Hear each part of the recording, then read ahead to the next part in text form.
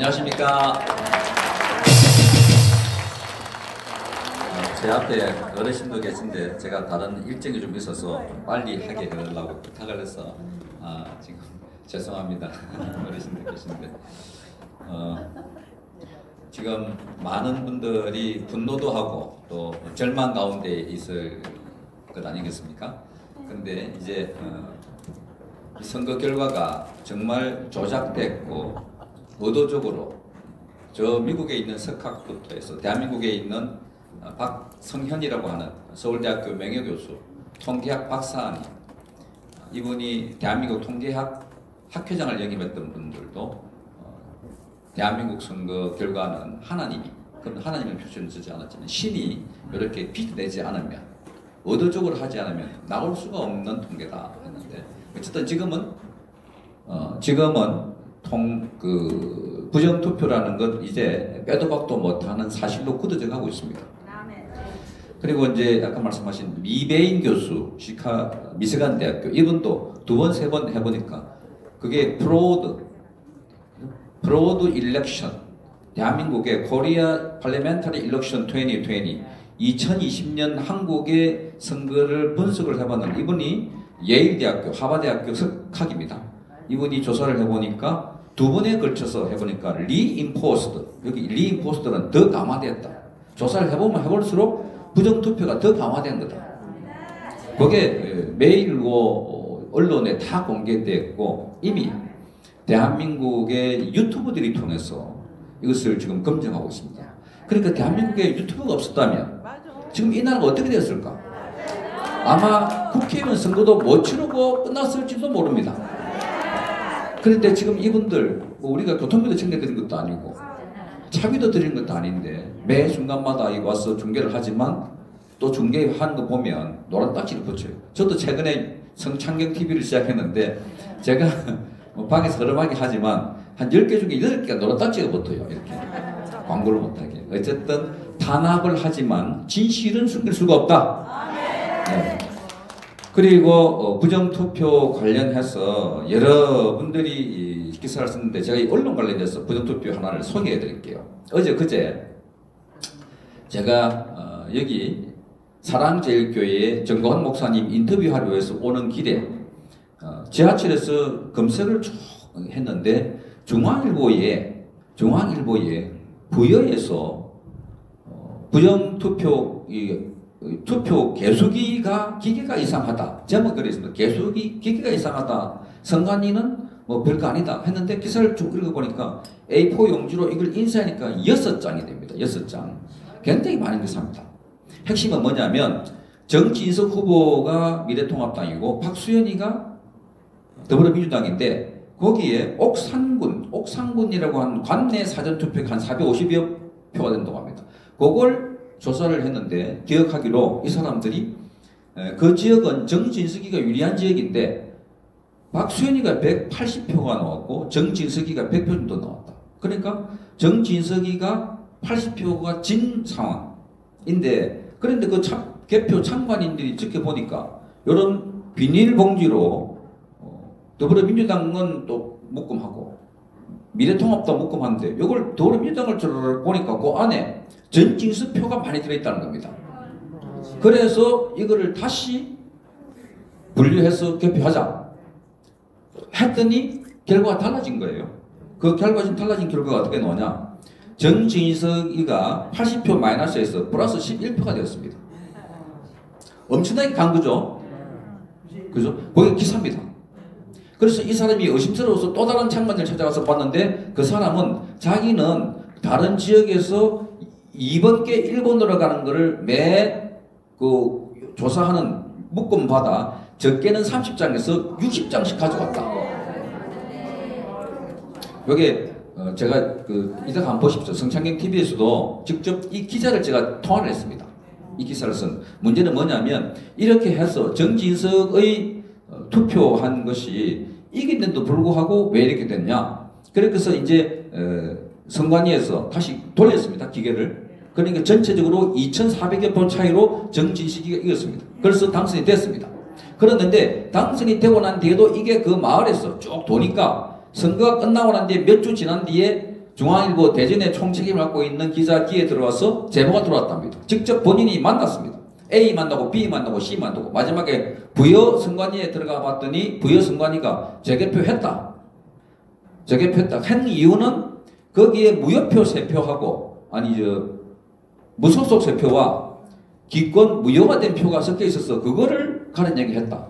그런데 거기 있는 사람들 다시 조사를 인터뷰했습니다. 그 제보한 사람들. 자기들은 무효표, 무소속은 전혀 관계없다. 창관이라는 것은 자기 소속돼 있는 그 후보표가 도중 맞았나 안 맞았나 그걸 보는 겁니다. 그러니까 그건 엉터리다. 그런데 다시 그 컴퓨터를 맞췄던 사람들을 보니까 이 사람이 정은하기를 노트북으로 작업을 하고 있다가 연결돼가지고 이렇게 했는데 껐다가 켰다. 그런데 그 노트북 만졌던 사람을 직접 만났습니다. 공익요원입니다. 그랬더니 끈 건 아니고 데이터를 지웠다. 이렇게 얘기를 해서 종합적으로 보니까 이거는 전형적으로 얼마 전에 조수아, 바실리아 TV, 공병호, 그죠? 그 다음에 가로세로 연구소 등등에서 우파 유튜브들이 주장한 내용과 거의 일치한다. 표가리 내지는 여기 표 몰아주는 거. 그래서 제가 오는 과정에 제가 생방송으로 실시간으로 이걸 봤습니다. 중앙일보에 났습니다. 하고 보도를 했습니다. 자, 그러면 그 기사가 나온 시간이 그날 아침 05시 01분입니다. 그러면 종이신문은 보통 저녁 8시, 9시 되면은 마감을 합니다. 밤새 찍어가지고 돌려야 되니까. 그러니까 아침 5시에 이게 기사가 올라왔더라고요. 그러니까 종이신문은 그 다음날도 안 나왔어요. 그래서 그 다음날, 그러니까 제가 그 기사를 본 그 다음날은 야, 이게 특종이니까 크게 나오겠다. 그것도 기사에 단독이라 써놨습니다. 6장으로 썼으니까 사진까지 포함해서 엄청 많습니다. 디테일하게. 그런데 신문에 전혀 기사가 없어요. 제가 수소문을 해서 이 김방현 기자님을 통화를 했습니다. 100% 맞다, 사실. 그런데 왜 기사가 안 나오냐? 했더니 저도 언론이지만 취재를 하는 부서와 취재해가지고 넘겨주면 이거를 가지고 신문의 1면에 낼 것인가 2면에 낼 것인가 토업으로 쓸 것인가 좁게 쓸 것인가는 따로 결정합니다. 왜? 기사를 쓴 사람들은 전부 다 자기 기사가 중요하다고 생각하기 때문에 이거를 토업을 해주세요. 이거를 기사를 크게 키워주세요. 이러기 때문에 독립적으로 부서를 달리해서 여기서 여기 넘겨주는데 이 부서는 완전히 다릅니다. KBS도 마찬가지입니다. 취재 오면 취재한 기자는 만들어가서 테이블 넘겨주면 여기서 보고 이거는 오늘 9시 뉴스 토업으로 가자. 이거는 9시 뉴스도 안 되게 빼버리자. 결정은 여기서 합니다. 부서가 달라요. 그래서 이 사람은 이렇게 이야기합니다. 저는 취재했을 뿐이고 편집해서 내는 부서에 알아서 판단하실 건이 아니겠는가? 아주 조심스럽게 말합니다. 저는 기자 생활을 30년 한 사람으로서 이걸 어떻게 보느냐?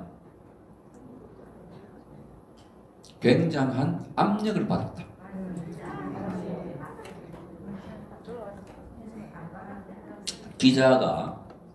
기자를 써서 넘겼을 때는 그걸 못 넘기기 못합니다. 받았는데 인터넷에 올라오고 난 뒤에 이 기사를 나중에 검색하니까 검색이 잘 안 돼요. 안 나타나요. 그래서 제가 오면서 지하철에서 이걸 카피해가지고 제 노트북 컴퓨터에 핸드폰에 스마트폰에 그걸 저장을 해놨습니다.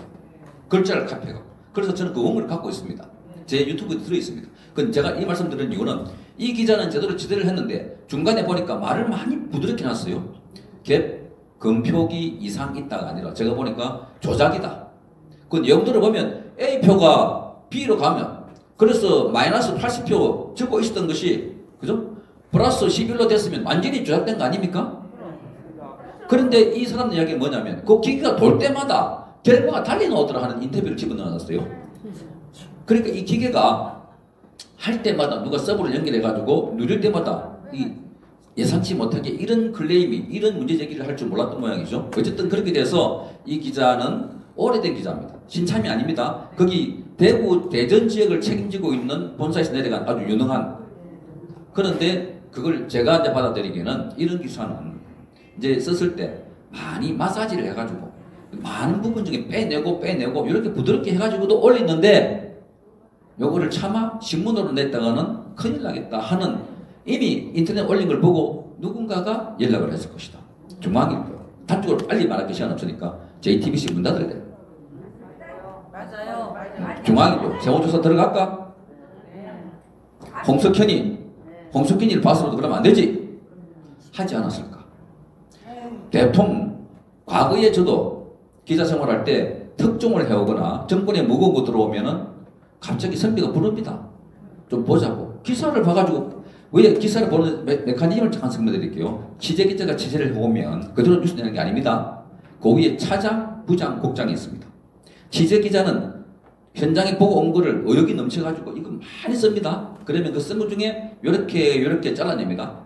10장 쏘면 한 2장, 3장으로 줄여줍니다.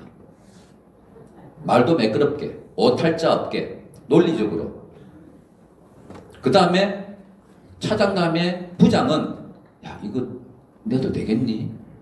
차장은 처음에 요 글자가 한자로 이게 얼이냐 럴이냐 뭐 이렇게 그런 그 오탈자를 주로 보고 팩트를 보고 부장부터 국장까지는 뭘 보냐면 뭐 그게 정치에 무관한 사항 같으면 그냥 대강 봅니다. 그런데 민감한 사항들은 갑자기 이 사인 안 해주고 잠깐 와가지고 차잔 마시자 뭐 집 애 잘 크나 뭐 이런 거 물어섰습니다.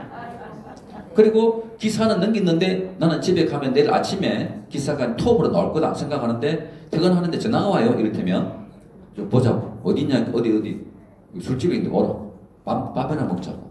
그러면서 그때부터 술을 진탕 먹이거나 그 시절에는 심지어 룸사람도 데려갔습니다. 촌지도 줬습니다. 그래서 막았습니다. 이 후배 기자가 또는 이 기자가 술을 먹고 촌지까지 받았으니까 이제 그 위에 선배가 인간적으로 담배도 태우면서 집에 뭐 걱정 없나 온갖 효율을 하지 않겠습니까? 그런 시절이 과거에 한때 있었습니다. 저도 기자 생활을 30년 했기 때문에 그런 과정을 쭉 체험했고 경험됐습니다. 그런데 대한민국 2020년 지금 분명히 토업으로 나서 대한민국의 중앙일보가 기사가 나면 그 다음에 조선일보가 나고 조선일보가 나면 또 다른 신문 조중동 포함해서 거의 대부분 언론들이 이걸 다루지 않을 수 없는 큰 물결이 내려오는데 그걸 스톱한 것입니다. 저는 그렇게 판단합니다. 부정투표가 있다고 여러 학자들이 말한 것을 그걸 신문 기사로 상세하게 서술을 해가지고 내오는 기사인데 그게 종이신문에 아침에 빠졌습니다. 중앙일보는 기본적으로 종이를 만드는 신문이지 중앙일보가 인터넷 신문이 아니지 않습니까? 그래서 제 기자가 전화 보냈더니 이 기자는 아주 원론적인 답만 합니다. 저는 기사를 취재했을 뿐이고 그걸 내는 것은 그분들 판단입니다. 그러나 내용은 전부 다 맞습니다. 자, 그 다음에 여러분 조선일보가 얼마 전에 최보식이 만난 사람 코너에서 대한민국 최고의 통계학자인 박성현 교수 인터뷰를 낸 혹시 보신 분 계십니까? 그분 인터뷰에서 그분이 말씀하셨습니다. 통계학적으로 도저히 나올 수 없는 오류다. 이거는 투표로서 이렇게 나올 수 있는 확률은 나는 없다 본다. 지금 은퇴했지만 그래도 대한민국 서울대학교의 최고의 통계학 교수입니다. 최보식 칼럼이라는 것은 저기 그 김문수 대표님도 전에 인터뷰를 해봤는데 한 면을 이렇게 다 합니다. 거의 이만큼 크게 합니다. 그래서 이번 선거가 부정투표가 확실하다는 말씀을 조금 완화해가지고 도저히 있을 수 없다. 확률적으로 통계적으로 나타날 수 없는 결과다 했는데 어제 그저께 또다시 조선일보가 전 선거관리위원회 사무총장이라는 사람 인터뷰를 해가지고 이번 선거는 절대적으로 부정투표가 아닙니다. 일어날 수가 없습니다. 한꺼번에 여러 사람을 쏘게 되는 일이 일어날 수 있겠습니까? 자, 조선일보가 똑같은 최보식이라는 사람이 그 코너를 통해서 한 번은 이 선거는 학자 입을 통해서 일어날 수가 없습니다 했는데 왜 갑자기 그 반대 입장을 실었을까? 또 전화 왔겠죠. 요거부터 제가 가설입니다. 띠리리링 해가지고 방사장 문 닫을래. TV조선 겨우 살려줬더니 내일부터 세무조사 들어갈까? 코리아나 호텔 조선일보 거 맞지? 이거 한번 틀어볼까? 장자인 사건 여부 들어서 보셨죠? 장자인 리스트 또 한번 만들어 볼까? 하지 않았을까? 그러니까 여기 있는 게 이게 왔다. 자, 이것만 봐도 지금 누군가가 대한민국 언론을 완벽하게 컨트롤을 하고 있다는 건 여러분 느끼시겠습니까? 맞습니다. 그 일을 여기 계신 유튜버 여러분들이 대신하고 있다는 사실 여러분 박수 한번 쳐주십시오.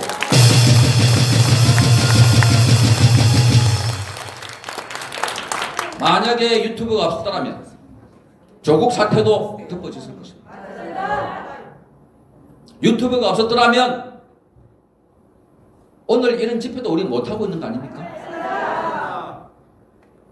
그런데 언론이 원래 하는 일은 그런 권력을 감시하고 견제하려고 조어놨는데 이것들이 권력을 감시하는 게 아니고 거꾸로 국민을 감시하는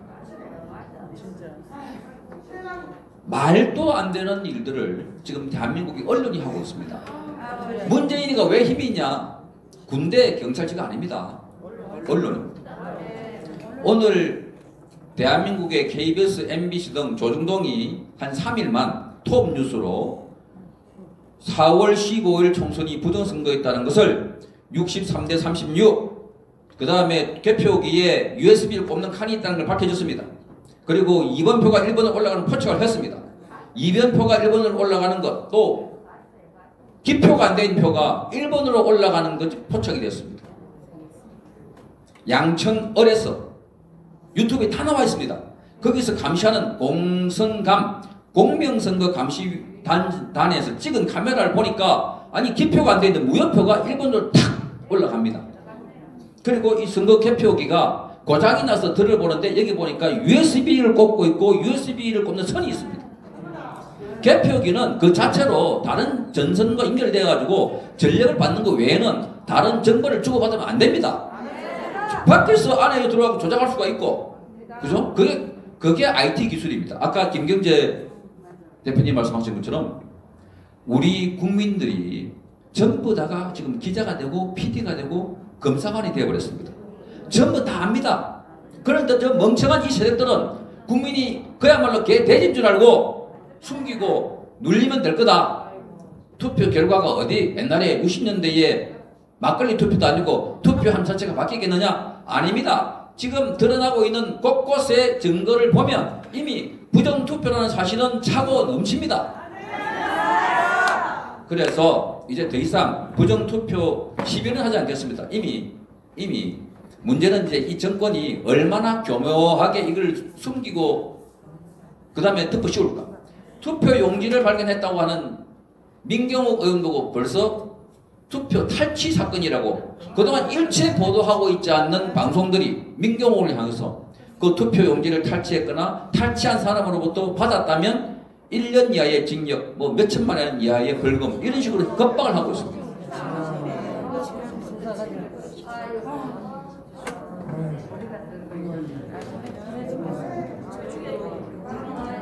그래서 이 투표 부정선거는 대한민국 전체를 흔드는 겁니다. 초등학생도 반장을 뽑을 때 투표를 통해서 반장을 뽑기 때문에 부정선거라는 것이 드러나면 선거 다시 하자가 아닙니다. 무효뿐만이 아니라 문제는 즉각 체포해서 구속해야 됩니다.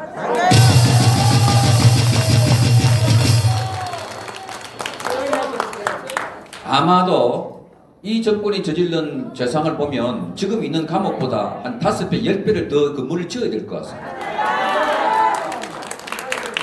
어느 한 군데 이 좌파 독재 세력에게 부역하지 않는 세력들이 없습니다. 언론, 사법, 군, 여러분 가운데 군대 얘기를 할게요. 군 이야기 나왔으니까. 아니 여기 우리 조 장모님 계시지만 김정은이가 20일 동안 안 나타나다가 그래서 우리 그 투표 이슈가 싹 한 번 덮인 적이 있습니다. 김정은 때문에. 그런데 갑자기 들썩 나타나는데 그게 사실은 김정은이도 의심이 가요. 영국의 더 선이라는 잡지에서는 아니다, 가짜다, 더블 김정은, 더블 페이크. 그런데 김정은이 나타난 그 다음날 우리 GP를 창수 총을 쐈습니다. 그런데 여기서 대응하기를 20분쯤 뒤에 우리가 응사했다고 합니다. 경고, 방송, 경고, 사격. 그 왜 이렇게 늦었냐? 그러면서 여기 우리 군에서 뭐라고 합참이 발표했냐면 이거는 우발적인 사고다. 의도적인 사고가 아니다. 그러면서 4가지 이유를 들었습니다. 첫째, 날씨가 흐려서 도발하기가 어렵다. 둘째, 농민들이 한가롭게 지내고 있어서 뭐 전쟁을 한다거나 도발할 상황이 아니다. 셋째, 북한 병사들이 교대 근무할 시간이어서 사격하거나 도발할 상황이 아니다. 네 번째, 우리가 있는 GP가 굉장히 유리한 고지에 있어서 굳이 저기서 우리에게 도발할 이유가 없다. 따라서 이거는 북한에 의한 실수다. 우리 군이 이렇게 밝혔습니다.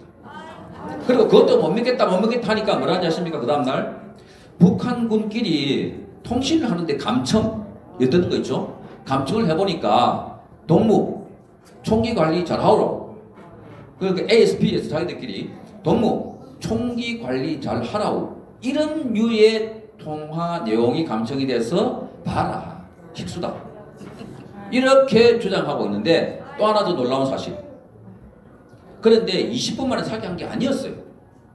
어제 기사 보니까 32분 만에 사기한 겁니다. 왔을 때 즉각 대응을 해야 되는 게 교전수칙 아니겠습니까? 특히 최전방이면, 그죠? 소대장 지휘하에. 그런데 그거를 중대장, 대대장, 사단장한테 보고해가지고 그러면 경고방송도 하고 경고 사격하라 그랬는데, 정작 사격을 했을 때 총알이 안 나온 겁니다. 왜? 고장이 나 있었습니다. K6라고 저기가 쏜 게 고소총, 고사포 같은 겁니다. 헬기 쏘고 하는데 큰 거예요.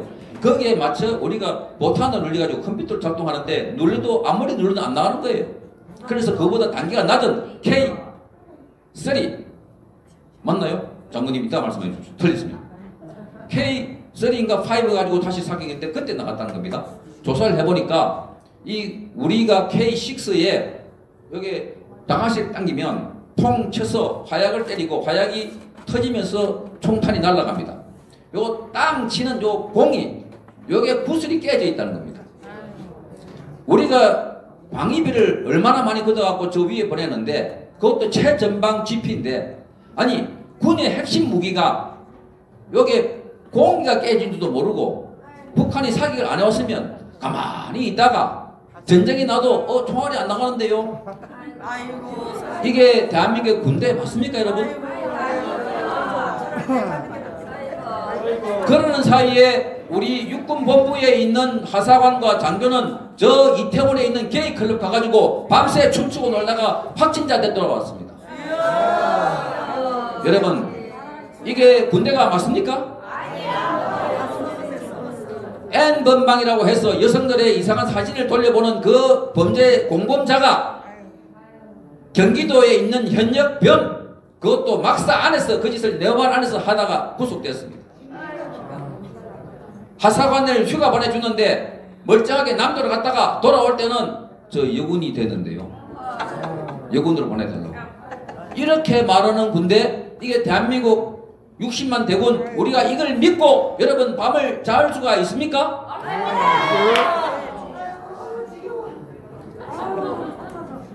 제 소리가 지겹습니까?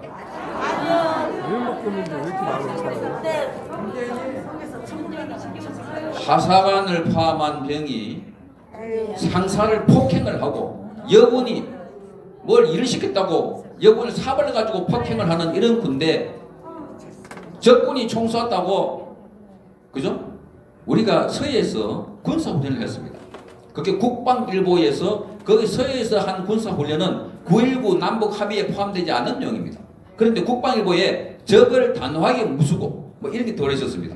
그걸 듣고 북한에서 국방일보를 보고 남한에 대해서 적대적인 용어를 막 쏟아붓습니다. 이 남한 뭐 무도한 것들, 그러니까 청와대에서 즉각 그 관련 군 핵심 장교들을 불렀습니다. 왜 그런 기사가 나왔냐고. 여러분, 이것이 북한에 있는 청와대입니까? 대한민국에 있는 청와대입니까? 문재인이가 대한민국 국군의 통수권자입니까? 인민군의 통수권자입니까? 도대체 이걸 믿고 대한민국 국군의 통수권자라고 우리가 권한을 줄 수 있겠습니까? 당장 끌어내야 하지 않겠습니까?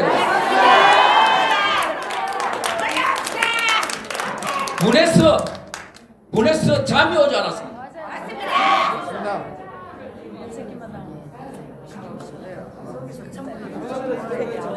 지금 문제가 되고 있는 위안부 할머니 사건, 이 이야기만 마치고 들어가겠습니다. 제가 오늘 조금 시간을 조금 많이 가도 양해해 주십시오.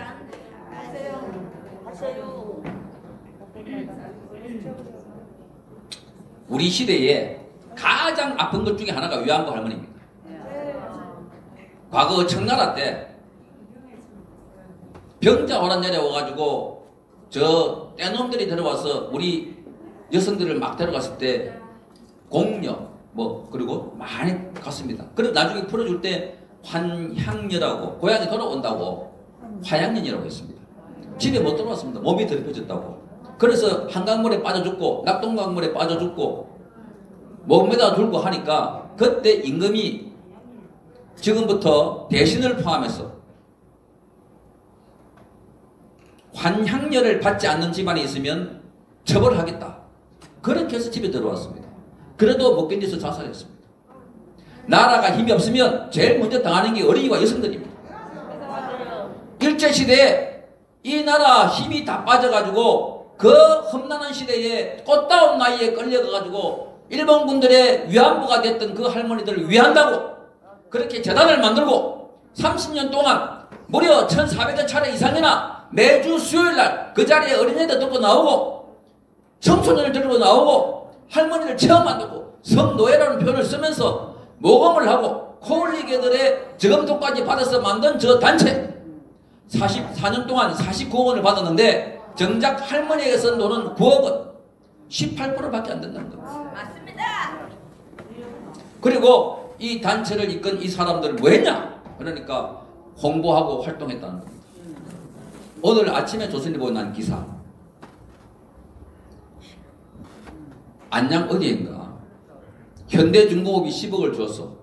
거기에 7억 5천만 원짜리를 할머니들이 쉼터를 만들었습니다. 정원도 있고. 기자가 가서 취재를 했습니다.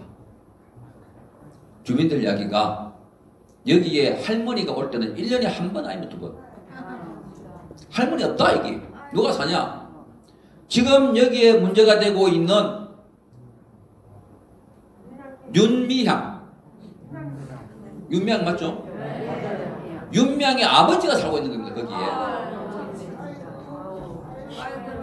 거기다가 그 내부에 누가 고발을 했는지 안에서 술판을 벌이는 윤미향과 그 일당들, 그 단체들이 가서 거기에서 무슨 행사를 했는지 숯불에다가 돼지고기에다가 바베큐 뭐 같은 거 있잖아요. 그걸 구워가지고 사진 찍고 폭탄주 술 마시고 하는 그런 장소로 변해버린 것입니다. 펜션으로. 그리고 또 하나 더. 곽예남이라고 하는 할머니가 얼마 전에 돌아가셨습니다. 94살입니다. 이분도 위안부 할머니가 거의 대부분 다 그렇듯이 자식이 없습니다. 결혼을 못하니까요. 그래서 처절한 정말 가슴에 한을 품고 본인이 위안부라는 걸 숨길 수도 없고 숨겨도 씻어지지 않는 고통과 아픈 그 세월을 몰래 살아왔는데 도와주겠다고 오니까 그게 기댄 거 아닙니까? 그런데 쉼터는 그런 식으로 자기들 술판을 만들고 놀이터를 만들어버렸고 정작 곽예남 할머니가 돌아갔을 때 장례식 이 윤미향이 오라고 전화했는데 안 온 거예요. 그런데 장관이 누구냐? 여성 장관이 진선미. 진선미가 온다니까 같이 따라왔다는 겁니다. 그러면서 윤미향이가 장례비 쓰라고 부주 5만원. 그 기부 단체 이름으로 20만원. 합의 25만원. 진선미는 부주도 안 냈다는 겁니다. 그래서 이 할머니의 수양딸 돌보고 있던 여성분이 진선미에게 제대로 장사를 지낼 수 있도록 국가에서 좀 도와달라. 그러니까 진선미가 하는 말 그런 관련 규정이나 법이 없습니다. 못 도와준다는 겁니다. 그래서 이분이 개인으로 1,400여만 원 그리고 부주 들어오면 400여만 원 해서 1,800만 원 정도 가지고 장사를 지냈다고 합니다. 그런데 이 정의연의 장부를 보면 할머니들에게 부주에 쓰라고 아니 장례에 쓰라고 750만 원이 지급됐다고 국세청 홈페이지에 게시가 되어 있다고 합니다. 그러니까 지금 돈을 어디서부터 누가 걷어가지고 어디에 썼는지 더욱더 분노스러운 것은 문재인이가 이 위안부 할머니들을 뻑하면 청와대 불러가지고 위로하고 껴안고 위해 준다고. 정작 돌아가실 때 위안부 할머니에 대해서는 제대로 장례비도 없어가지고 좀 도와달라고 하니까 진선미 여성부 장관이라는 자는 그런 관련 규정을 한번 찾아볼 게 없는 것 같은데 그걸로 못 받았다는 겁니다. 그런데 이 진선미가 국회의원 시절에 있을 때 여성 장관을 불러가지고 이 위안부 대책 있냐고 막 따졌습니다. 그리고 이 여성부 장관이 되고 난 이후에 진선미가 그 집회에 가지고 눈물 흘리는 것들이 보였어요. 제가 그걸 유튜브에 공개했습니다. 눈물 흘리는데 저게 과연 눈물이 맞나? 네가 사람이야! 분노가 튀어오릅니다. 문재인과 김정숙이가 위안부 할머니를 껴안고 있는 장면이 보였습니다. 그 할머니를 청와대 모집해가지고 껴안고 있는 걸 봤습니다. 도대체 이게 사람이냐? 사람이 문제라고, 공정과 정의가 문제라고 그렇게 외쳤던 이자들 할머니들만 고로시 이용해 먹고 이제 돌아가시니까 용도 펴겠다고 쳐버리는 거 아닙니까?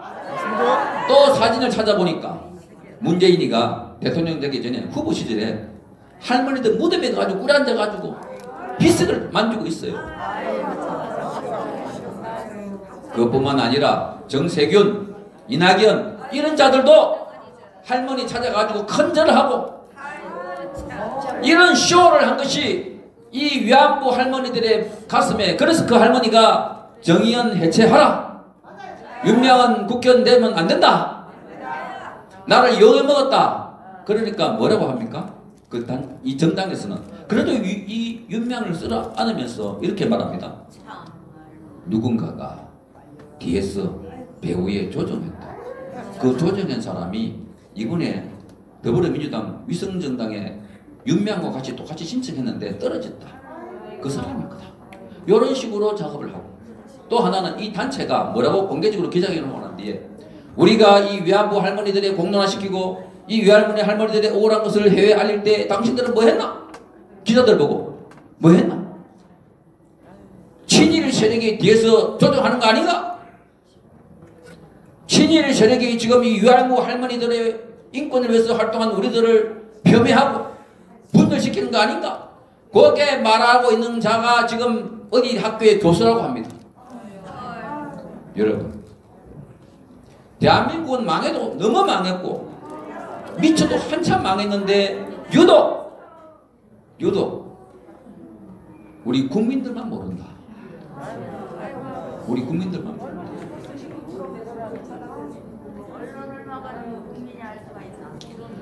김봉남 할머니라는 분이 계십니다. 이분이 뭐 잘 알아진 분이어서 돌아가시기 전에 5천만 원을 모아가지고 이 정의연 때 둬가지고 저 제1교포 학생들에게 좀 도와주라, 장학금으로. 돌아가시고 나니까 물론 좀 도와줬습니다. 돌아오고 나시니까 이 할머니에 대한 부조가 그때 막 쇼를 합니다. 문재인은 이 할머니가 병원에 계실 때 가가지고 병원에서 눈물 맞춰가지고 이렇게 그렇게 할 때 그 할머니가 내놓은 장학금이 어디 써 있냐 나중에 보니까 사드 반대 단체, 북한에 트랙터 보내는 전농 단체, 이런 단체에게 지원금으로 들어갔더라. 장학금 일부도 주기도 하고. 그러니까 지금 이걸 보면 지금 우리가 너무나 이상한 나라에, 이상한 세상에, 이상한 체제를 만나서 대한민국이 엎어지고 넘어지고 뒤집어지고 있는데도 우리 국민들만 모르는 이유는 KBS와 MBC, SBS, YTN, JTBC, 조선, 중앙, 동항 할 것 없이 언론들이 입을 다물고 지금도 문재인이가 잘하고 있다고 하기 때문에 국민들만 모르고 있고 그래서 이런 유튜브가 찍어내는데 김무성이가 이 유튜브 머스한 놈들 가만히 두지 않겠다. 그리고 김세인이가 어제 인터뷰를 하면서 그거 유튜브를 잘라내지 않으면 우파는 죽는다.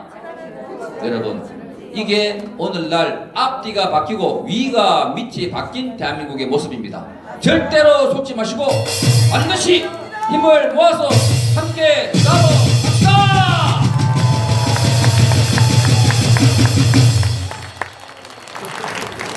아이고, 자르려고 해도